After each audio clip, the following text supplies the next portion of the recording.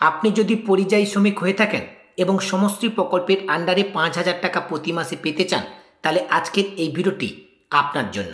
সমষ্টি প্রকল্পে আবেদন করলে আপনারা প্রতি মাসে 5,000 টাকা পাবেন, কিন্তু সমষ্টি প্রকল্পে আবেদন করবার আগে আপনাদের পরিযায়ী শ্রমিকের রেজিস্ট্রেশন থাকতে হবে, তবে কিন্তু আপনারা সমষ্টি প্রকল্পে আবেদন করতে পারবেন।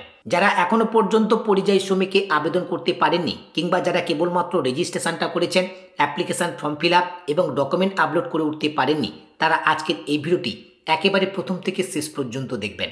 পরিযায়ী শ্রমিকে আবেদন করবার ওয়েবসাইট বেশ কিছুদিন ধরে কিন্তু বন্ধ ছিল। ওয়েবসাইটটাকে নতুন করে আপডেট করা হয়েছে, এখন কিন্তু ওয়েবসাইটটা ওপেন হয়েছে। এখন আপনারা কিন্তু এই কর্মসাথী পোর্টাল থেকে পরিযায়ী শ্রমিকের জন্য আবেদন করতে পারবেন। কিভাবে কর্মসাথী পোর্টাল থেকে আপনারা পরিযায়ী শ্রমিকের জন্য আবেদন করবেন, আজকের এই ভিডিওর মাধ্যমে আমি আপনাদেরকে একটি অ্যাপ্লিকেশন করে সম্পূর্ণ প্রসেস স্টেপ বাই স্টেপ দেখিয়ে দেবো। তাই প্রথম থেকে শেষ পর্যন্ত ভিডিওটির সঙ্গে থাকবেন। ভিডিওটির প্রত্যেকটি কথা এবং প্রত্যেকটি স্টেপ অবশ্যই ফলো করবেন। ভিডিওটি দেখবার পর আপনার যদি মনে হয় এই ভিডিওটি দেখে আপনি কিছু শিখতে পারলেন কিংবা জানতে পারলেন, অবশ্যই ভিডিওতে একটি লাইক করবেন এবং এই ভিডিও লিঙ্কটি অন্য বন্ধুদেরকে শেয়ার করে তাদেরকেও ভিডিওটি দেখবার সুযোগ করে দেবেন। এছাড়া পরিযায়ী শ্রমিকের আবেদন থেকে শুরু করে অনলাইন রিলেটেড যে কোনো কাজের জন্য আপনারা কিন্তু আমার সঙ্গে সরাসরি যোগাযোগ করতে পারেন। আমার সঙ্গে যোগাযোগ করবার জন্য এই ভিডিওর ডেসক্রিপশন বক্সে আমার হোয়াটসঅ্যাপ এবং টেলিগ্রাম গ্রুপের লিঙ্ক আপনারা পেয়ে যাবেন। এখন চলুন পরিযায়ী শ্রমিকের আবেদন স্টেপ বাই স্টেপ দেখে নেওয়া যাক। পরিযায়ী শ্রমিকে আবেদন করবার জন্য সর্বপ্রথম আপনারা কর্মসাথী পোর্টালে ভিজিট করবেন। এই ওয়েবসাইটের লিঙ্ক আপনারা এই ভিডিওর ডেসক্রিপশন বক্সে পেয়ে যাবেন। সেখান থেকে আপনারা সরাসরি এই পেজে চলে আসতে পারবেন। এই পেজে ভিজিট করবার পর ডান পাশে সাইন আপ বলে যে অপশানটা রয়েছে, এই সাইন আপ অপশানের ঠিক নিচে অ্যাপ্লিকেন্ট সাইন আপ বলে একটি অপশান রয়েছে, এই অপশানটির উপরে ক্লিক করবেন। পরবর্তী পেজ আপনাদের সামনে এভাবে ওপেন হবে। এই জায়গায় আপনাদের মোবাইল নাম্বারটাকে এন্টার করবেন। এরপর জেনারেট ওটিপি অপশানটির উপরে ক্লিক করবেন। জেনারেট ওটিপি অপশানের উপর ক্লিক করবার সঙ্গে সঙ্গে মোবাইল নাম্বারে 4 ডিজিট ওটিপি আসবে। সেই ওটিপিটা ওটিপির ঘরে এন্টার করবেন। এরপর ভ্যালিডেট অপশানটির উপরে ক্লিক করবেন। ভ্যালিডেট অপশনের উপর ক্লিক করবার সঙ্গে সঙ্গে পরবর্তী পেজ আপনাদের সামনে এভাবে ওপেন হবে। এখানে বলা হচ্ছে দেখুন অ্যাপ্লিকেন্ট ইউজার সাইন আপ। এখানে কিন্তু ইউজার নেম হিসেবে আপনার মোবাইল নাম্বারটাই থাকবে। এরপর হচ্ছে নেম, এই জায়গায় আপনি আপনার নামটাকে এন্টার করবেন। এরপর হচ্ছে আধার নাম্বার, এই জায়গায় আপনি আপনার আধার নাম্বারটাকে এন্টার করবেন। এরপরে আপনাকে আপনার গার্ডিয়ানের নাম এন্টার করতে হবে। যদি আপনার ফাদার গার্ডিয়ান হয়ে থাকে তাহলে ফাদার সিলেক্ট করবেন। এরপর এখানে ফাদারের নাম এন্টার করবেন। যদি আপনার গার্ডিয়ান হাজব্যান্ড হয়ে থাকে তাহলে হাজব্যান্ড সিলেক্ট করবেন। এরপর এখানে হাজব্যান্ডের নাম এন্টার করবেন। এরপর সাইন আপ অপশনের উপর ক্লিক করবেন। সাইন আপ অপশনের উপর ক্লিক করবার সঙ্গে সঙ্গে সাইন আপ কিন্তু সাকসেসফুলি ভাবে কমপ্লিট হয়ে যাবে এবং পোর্টালটাকে লগ ইন করবার জন্যই এরকম পেজ আপনাদের সামনে ওপেন হবে। এখানে লগ ইন অ্যাজ এই সিলেক্ট অপশানে ক্লিক করবেন। এখান থেকে বেনিফিশিয়ারিটাকে সিলেক্ট করে নেবেন। এরপর হচ্ছে ইউজার নেম হিসেবে এখানে মোবাইল নাম্বারটাকে আপনারা এন্টার করবেন। এরপর জেনারেট ওটিপি এই অপশানটির উপরে ক্লিক করবেন। জেনারেট ওটিপি অপশানের উপর ক্লিক করবার সঙ্গে সঙ্গে মোবাইল নাম্বারে 4 ডিজিট ওটিপি আসবে। সেই ওটিপিটা এন্টার ওটিপি এই ঘরে এন্টার করবেন। এরপর অথেন্টিকেশান এই অপশানটির উপরে ক্লিক করবেন। অথেন্টিকেশান অপশানটির উপরে ক্লিক করবার সঙ্গে সঙ্গে পোর্টালটা লগ ইন হয়ে গেছে, কিন্তু ড্যাশবোর্ড এরকম শো করছে display dashboard data loading menu, অর্থাৎ পরবর্তী স্টেপে এগিয়ে যাওয়ার জন্য পেজ কিন্তু ওপেন হচ্ছে না।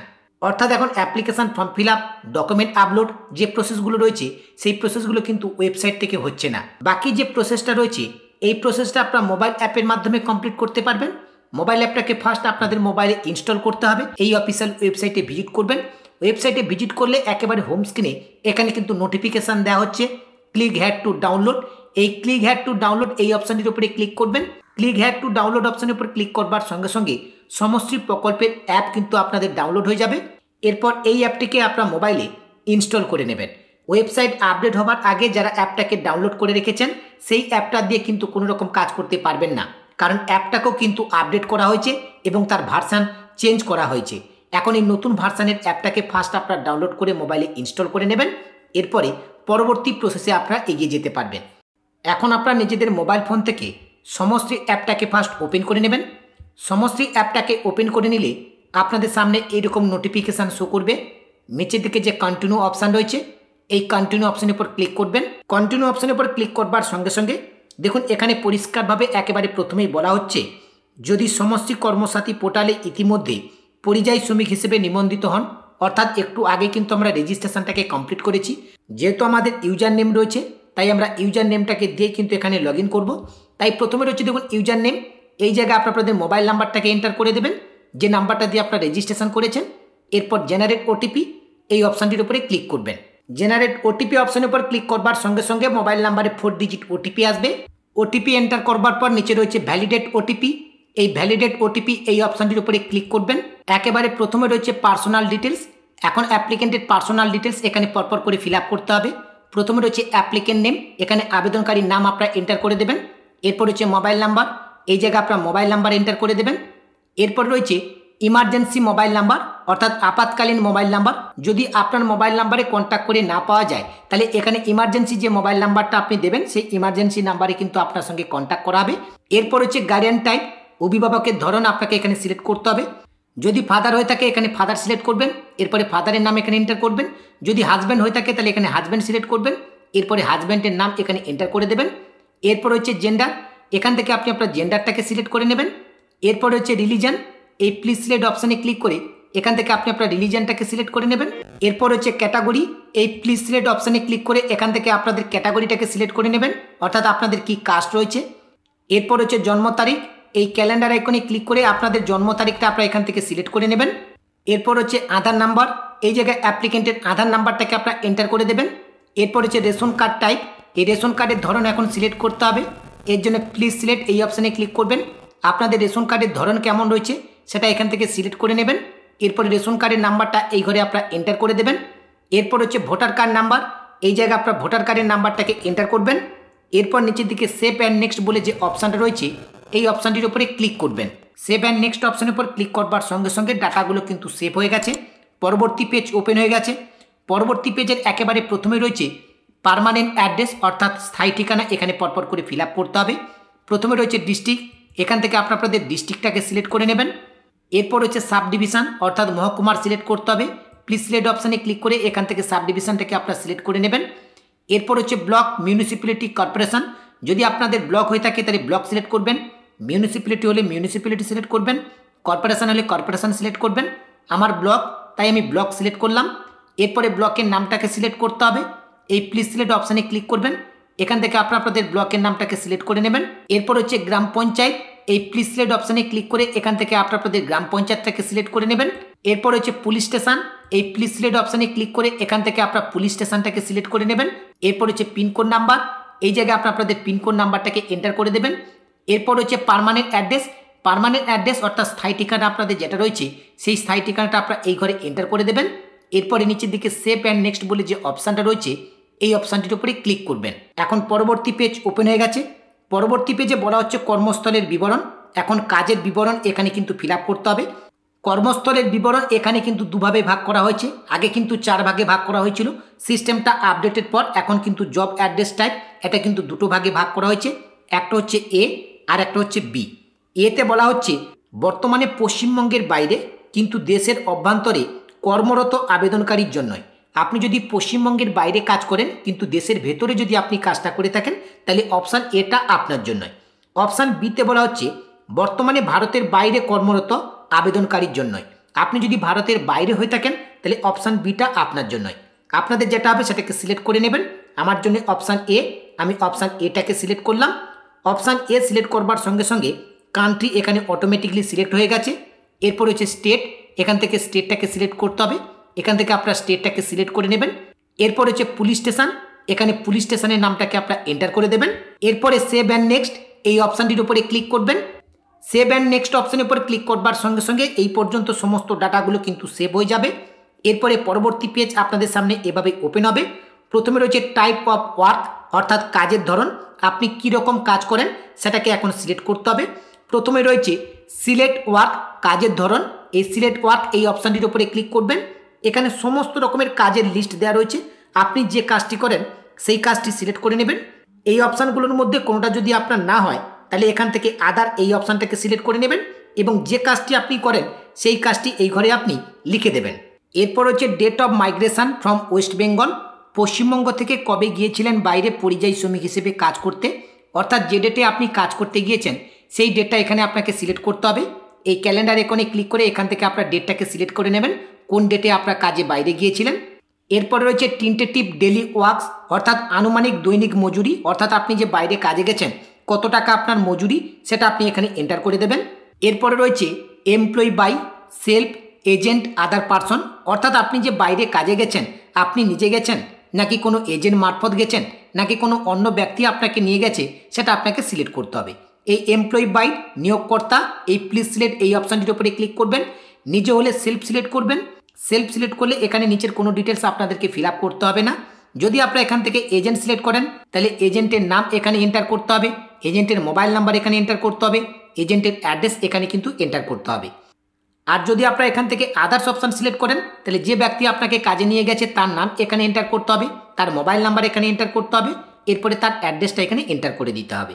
এরপরে আপনি যেখানে কাজে গেছেন সেই নিয়োগকারীর নাম এখানে আপনাকে লিখে দিতে হবে, নিয়োগকারীর ফোন নাম্বার এখানে লিখে দিতে হবে, নিয়োগকারীর অ্যাড্রেসটা এই ঘরে লিখে দিতে হবে।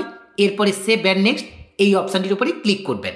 এরপরে পরবর্তী পেজ আপনাদের সামনে এভাবেই ওপেন হবে। এখানে একটা ডিক্লারেশন দেওয়া রয়েছে, ডিক্লারেশনটা বাংলা এবং ইংরেজি দুটোই দেওয়া রয়েছে, এখান থেকে আপনারা এটাকে পড়ে নেবেন। এরপরে এই যে টার্ম অ্যান্ড কন্ডিশনের বক্সটি রয়েছে এই বক্সটিকে সিলেক্ট করে নেবেন। এরপরে generate save and provisional registration number, অস্থায়ী নিবন্ধন নম্বর তৈরি করুন এবং সংরক্ষণ করুন, এই অপশানটির উপরে ক্লিক করবেন। এই অপশানটির উপরে ক্লিক করবার সঙ্গে সঙ্গে একটি রেজিস্ট্রেশন নাম্বার কিন্তু জেনারেট হয়ে যাবে। এরপরে সেভ অ্যান্ড নেক্সট এই অপশানটির উপরে ক্লিক করবেন। এতক্ষণ ধরে যে সমস্ত ডিটেলসগুলো আপনি ফিল আপ করলেন সেই সমস্ত ডিটেলসগুলো আপনি এখন হোম স্ক্রিনে দেখতে পাবেন। সমস্ত ডিটেলস এখানে আপনারা ভালো করে চেক করে নেবেন। এরপরে স্ক্রল করে নিচের দিকে আসলে সেভ অ্যান্ড নেক্সট বলে একটি অপশান পাবেন, এই সেভ অ্যান্ড নেক্সট অপশানটির উপরে ক্লিক করবেন। সেভ অ্যান্ড নেক্সট অপশানের উপর ক্লিক করবার সঙ্গে সঙ্গে ব্যাঙ্ক অ্যাকাউন্টের ডিটেলস ফিল আপ করবার পেজ আপনাদের সামনে ওপেন হবে। প্রথমে রয়েছে ব্যাংকের নেম, প্লিজ সিলেক্ট এই অপশানে ক্লিক করে ব্যাংকের নামটা আপনারা এখান থেকে সিলেক্ট করে নেবেন। এরপর রয়েছে ব্রাঞ্চ নেম, এই প্লিজ সিলেক্ট অপশানে ক্লিক করে ব্রাঞ্চের নামটা আপনারা এখান থেকে সিলেক্ট করে নেবেন। এরপর হচ্ছে আইএফসি কোড, এই জায়গায় আপনাদের ব্যাংকের আইএফসি কোড নাম্বারটাকে এন্টার করে দেবেন। এরপর হচ্ছে অ্যাকাউন্ট নম্বর, এই জায়গায় আপনার ব্যাংকের অ্যাকাউন্ট নম্বরটাকে এন্টার করে দেবেন। ব্যাংক ডিটেলস ফিল আপ করবার পর এরপর রয়েছে নমিনি ডিটেলস। এখন নমিনি ডিটেলস এখানে ফিল আপ করতে হবে। নমিনি আপনি যাকে রাখতে চাইছেন তার নামটা এখানে এন্টার করে দেবেন। এরপরে নমিনির সঙ্গে আপনার কি সম্পর্ক সেটা আপনি এখান থেকে সিলেক্ট করে নেবেন। এরপর হচ্ছে নমিনি আধার নাম্বার, এই জায়গায় নমিনির আধার নাম্বারটাকে আপনারা এন্টার করে দেবেন।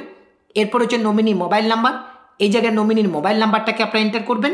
এরপরে সেভ অ্যান্ড নেক্সট এই অপশানটির উপরে ক্লিক করবেন। সেভ অ্যান্ড নেক্সট অপশানের উপর ক্লিক করবার সঙ্গে সঙ্গে ব্যাঙ্ক অ্যাকাউন্টের ডিটেলস এবং নমিনির ডিটেলস এখানে কিন্তু ফিল আপ হয়ে যাবে। এরপরে পরবর্তী পেজ আপনাদের সামনে এভাবে ওপেন হবে। পারিবারিক বিবরণ অর্থাৎ ফ্যামিলির ডিটেলস এখানে ফিল আপ করতে হবে। প্লিজ সিলেক্ট এই অপশানটির উপরে ক্লিক করবেন।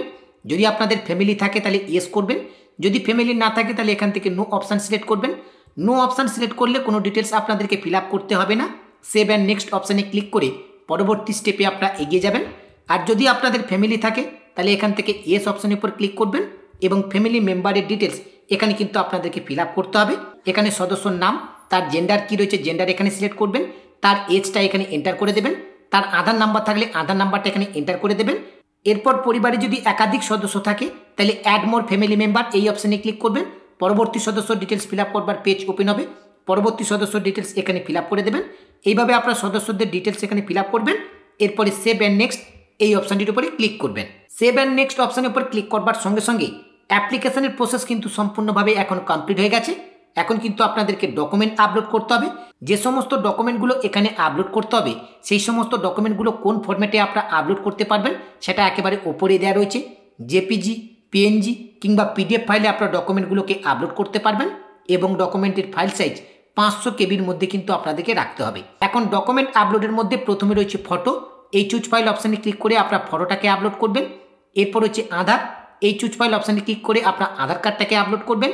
এরপর হচ্ছে ব্যাংক পাসবুক, এই চুজ ফাইল অপশানে ক্লিক করে ব্যাংকের পাসবুকটাকে আপনারা আপলোড করবেন। এরপর হচ্ছে পাসপোর্ট, যারা ভারতবর্ষের বাইরে কাজ করবেন তাদের ক্ষেত্রে কিন্তু পাসপোর্ট আপলোড করতে হবে, আর যারা ভারতবর্ষের মধ্যে কাজ করছেন তাদের ক্ষেত্রে পাসপোর্ট আপলোড করবার কোনো প্রয়োজন নেই। এরপর হচ্ছে ভোটার কার্ড, এই চুজ ফাইল অপশানে ক্লিক করে ভোটার কার্ডটাকে আপনারা আপলোড করে দেবেন। এরপর হচ্ছে রেজিস্টার ডিড, যদি আপনাদের কোনো রেজিস্টার দলিল থাকে সেটা আপনারা এখানে আপলোড করতে পারেন, নাহলে এই অপশানটা আপনারা স্কিপ করতে পারেন। এরপরে নিচের দিকে দুটো টার্ম অ্যান্ড কন্ডিশনের বক্স রয়েছে, এই দুটো টার্ম অ্যান্ড কন্ডিশনের বক্স কিন্তু সিলেক্ট থাকবে। এরপরে সেভ অ্যান্ড নেক্সট এই অপশানটির উপরে ক্লিক করবেন। সেভ অ্যান্ড নেক্সট অপশানের উপরে ক্লিক করবার সঙ্গে সঙ্গে সমস্ত ডাটাগুলো কিন্তু সেভ হয়ে যাবে এবং পরবর্তী পেজ আপনাদের সামনে এভাবে ওপেন হবে। এই পেজে বলা হচ্ছে সমশ্রী প্রকল্পের অন্তর্গত সুবিধাগুলি পেতে নিম্নলিখিত তথ্যাবলী প্রদান করুন। এখন আপনি কাজ থেকে যে বাড়ি ফিরলেন তার ডিটেলস এখানে ফিল আপ করতে হবে। প্রথমে রয়েছে এক্সপেক্টেড জার্নি ডেট, সম্ভব যাত্রার তারিখ, কোন দিন আপনি যাত্রা করলেন সেটা আপনাকে সিলেক্ট করতে হবে। এর জন্য ক্যালেন্ডার আইকনে ক্লিক করে ডেটটাকে সিলেক্ট করে নেবেন। এরপর রয়েছে ফ্রম প্লেস, যাত্রা শুরু স্থান। যদি আপনি স্টেট থেকে যাত্রা শুরু করে থাকেন তাহলে ফ্রম স্টেট, এখান থেকে স্টেটটাকে সিলেক্ট করে নেবেন। যদি আপনি কান্ট্রি থেকে যাত্রা শুরু করে থাকেন তাহলে ফ্রম কান্ট্রি এটাকে সিলেক্ট করে নেবেন। এরপরে কান্ট্রিটা এখান থেকে আপনারা সিলেক্ট করে নেবেন। এরপর হচ্ছে টু প্লেস, গন্তব্যের স্থান, এটা অটোমেটিকলি কিন্তু আপনাদের সিলেক্ট হয়ে যাবে। এরপর রয়েছে মুড অফ জার্নি, যাত্রার মাধ্যম, আপনি কিসের মাধ্যমে যাত্রা করেছেন, রেল নাকি রোড নাকি এয়ার নাকি ওয়াটারওয়েজ, সেটাকে আপনি সিলেক্ট করে নেবেন। এরপর রয়েছে রিজন ফর রিটার্ন, ফিরে আসার কারণ, আপনি কেন ফিরে আসলেন সেটা সিলেক্ট করতে হবে। এই জন্য এই অ্যারো আইকনের উপর ক্লিক করবেন। এখানে কিন্তু অনেকগুলো রিজন দেওয়া রয়েছে, যে রিজনটা আপনার জন্য হবে সেটা আপনি এখান থেকে সিলেক্ট করে নেবেন। যদি এই রিজনগুলোর মধ্যে কোনোটা আপনার জন্য না হয় তাহলে এখান থেকে আদার্স এই অপশানটা সিলেক্ট করবেন। এরপরে আপনি আপনার রিজনটা এখানে লিখে দেবেন। এরপর হচ্ছে রেজিস্টার ডিন নাম্বার, যদি আপনাদের কোনো দলিল থাকে তাহলে দলিলের নাম্বার আপনারা এই ঘরে এন্টার করবেন, নাহলে এই অপশানটা আপনারা স্কিপ করে যাবেন। এরপরে সেভ অ্যান্ড নেক্সট এই অপশানটির উপরে ক্লিক করবেন। সেভ অ্যান্ড নেক্সট অপশানের উপর ক্লিক করবার সঙ্গে সঙ্গে এতক্ষণ ধরে যে সমস্ত ডিটেলসগুলো আপনি ফিল আপ করলেন সমস্ত ডিটেলস আপনার সামনে কিন্তু প্রিভিউ হবে। সমস্ত ডিটেলস আপনি ভালো করে চেক করে নেবেন। এরপরে পেজটাকে স্ক্রল করে একেবারে নিচের দিকে চলে আসবেন। যদি আপনাদের ডকুমেন্ট আপডেট ঠিকঠাক থাকে তাহলে ফাইনাল সাবমিট এই অপশানটির উপরে ক্লিক করবেন। যদি অ্যাপ্লিকেশন ফর্মের কোনো ডিটেলস ফিল আপ করা ভুল হয়ে থাকে তাহলে ব্যাক অপশানে ক্লিক করে প্রিভিয়াস পেজে কিন্তু আপনারা যেতে পারবেন। আমার সমস্ত ডিটেলস ঠিকঠাক রয়েছে, আমি এখন ফাইনাল সাবমিট করব, তাই ফাইনাল সাবমিট এই অপশানটির উপরে ক্লিক করলাম। ফাইনাল সাবমিট অপশানটির উপরে ক্লিক করবার সঙ্গে সঙ্গে অ্যাপ্লিকেশনটা কিন্তু সাকসেসফুলিভাবে সাবমিট হয়ে গেছে। এখন কিন্তু পরিযায়ী শ্রমিকের আবেদন সাকসেসফুলিভাবে কমপ্লিট হয়ে গেছে। এখন আপনার সমশ্রী প্রকল্পের জন্যই অ্যাপ্লাই করতে পারবেন। তবে আজকের এই ভিডিওর মাধ্যমে সমশ্রী প্রকল্পের জন্য আপনারা কিভাবে অ্যাপ্লাই করবেন সেই প্রসেসটি আপনাদেরকে দেখাবো না, কারণ ভিডিওটি অনেক লম্বা হয়ে যাবে। পরবর্তী ভিডিওতে আপনাদেরকে দেখিয়ে দেবো সমশ্রী প্রকল্পের জন্যই কিভাবে অ্যাপ্লাই করতে হয়। আজকের এই ভিডিওর মাধ্যমে আপনাদেরকে দেখিয়ে দিলাম পরিযায়ী শ্রমিকের জন্য সম্পূর্ণ আবেদনটা কিভাবে কমপ্লিট করতে হয়।